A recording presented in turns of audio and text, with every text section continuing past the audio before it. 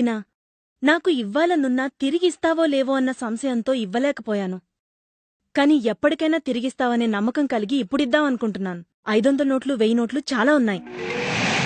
ఇన్నాళ్లకి నీ అవసరం తీర్చడం కోసం నేను నీకు డబ్బిద్దామనుకుంటే 500 నోట్లు 1000 నోట్లు రద్దయ్యాయి. ఎన్నాళ్లనుంచో నన్ను డబ్బడుగుతున్న నీకు ఇద్దామనుకుంటే ఇలా జరిగింది. నా దగ్గర డబ్బు తీసుకోడానికి నువ్వు పడ్డ తపనా కష్టం నన్ను కరిగించాయి. అసలీ నెల 9వ తారీఖు నుండి బ్యాంకుల ముందు ఏటీఎంల ముందు క్యూలో నుంచున్న జనాలను చూస్తుంటే నా గుండె ఆగిపోయినంత పనవుతుంది. అందుకే ఆ డబ్బు మార్చలేక నీకిద్దామనుకుంటున్నాను. నువ్వు తీసుకో.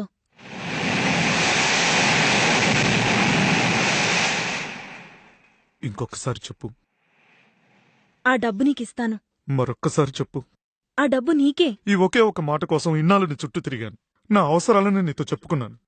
ఈ ఒకే ఒక మాట కోసం నీ ఖర్చులని నావిగా నా దగ్గరున్న చిల్లర మొత్తం నీకే ఖర్చు పెట్టాను. కానీ ఈ ఒకే ఒక మాట కోసం ఈరోజు అప్పుల్లో మునిపోయి టెన్షన్తో బతుకుతున్నాను. ముక్కు మొహం తెలియనోళ్ళ దగ్గర కూడా అప్పు తీసుకోవడానికి ఇంత లేట్ అయ్యేది కాదు. కానీ నీ మనసులో నాకు డబ్బులు ఇవ్వాలనిపించడానికి నీకు 4 ఏళ్ళు పట్టింది. తీరా చూస్తే ఇప్పుడు 500 1000 నోట్లు చల్లవంటున్నారు. ఎందుకంటే నువ్వు ఇస్తానన్న పాత కరెన్సీని ఒక గంటలోనో ఒక రోజులోనో ఒక వారంలోనో ఒక నెలలోనో ఎట్టి పరిస్థితుల్లో నేను కొత్త కరెన్సీలోకి మార్చలేను.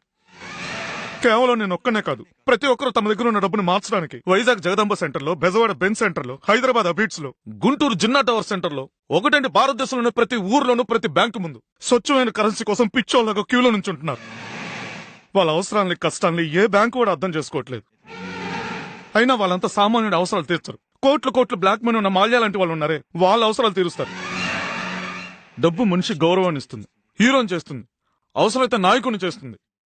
కానీ అదే డబ్బు హ్యాపీగా ఉన్న నన్ను నీ ముందు దేహి అనేలా చేసింది. డబ్బు కావాలి నేను నిన్ను అడిగినప్పుడు నువ్వు నాకు ఇవ్వలేదు. ఇప్పుడు ఆ నోట్లే మారట్లేదు.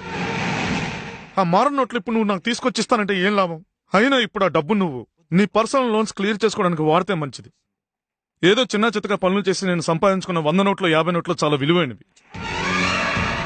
ఆ విలువైన నోట్లను నీ దగ్గర పెద్ద నోట్లకు ఆశపడి అవి నువ్వు ఎప్పుడిస్తావో తెలియక ఉన్న పనులని మానుకుని నీ చుట్టూ తిరుగుతూ నా దగ్గర ఉన్న డబ్బులన్నీ సర్వస్వం నీకే ఖర్చు చేశాను. ఆఖరికి టీ తాడని కూడా చెల్లలేని పరిస్థితికి వచ్చాను.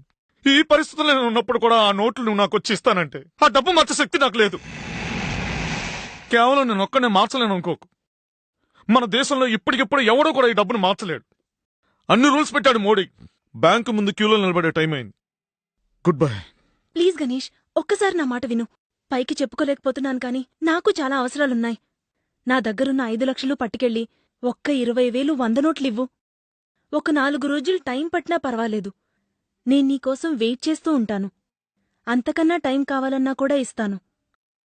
నువ్వొస్తావనే ఆశతో, నమ్మకంతో. ట్రై చేస్తా. All the best Ganesh. త్వరగా వస్తావు కదా? నాకు 20,000 తెస్తావు కదా?